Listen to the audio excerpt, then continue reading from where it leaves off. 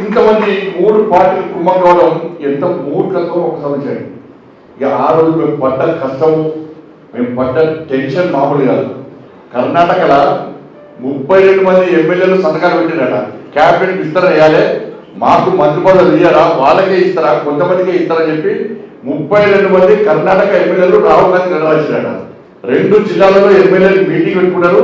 తెలంగాణలో లొల్లి స్టార్ట్ అయింది తెలంగాణలో కూడా.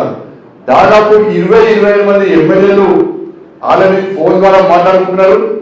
నిన్న 8 మంది ఎమ్మెల్యేలు ప్లేస్లో కూర్చొని కర్ణాటక తరహాలో తెలంగాణలో కూడా మాకు మా ఎమ్మెల్యేలు కష్టపడి గెలుస్తాం, మాకు మంత్రి పదవి ఇయ్యరా, ఉన్న మంత్రుల మీద అవినీతి ఆరోపణలు వస్తున్నాయి, ఉన్న మంత్రులందరూ వాళ్ళు కమిషన్ల పేరుతోని కలెక్షన్ల పేరుతోని ఇవాళ వాళ్ళ పంపం కలుపుకుంటు తప్ప వాళ్ళు ఎవరికి ఉపయోగపడతలేరు.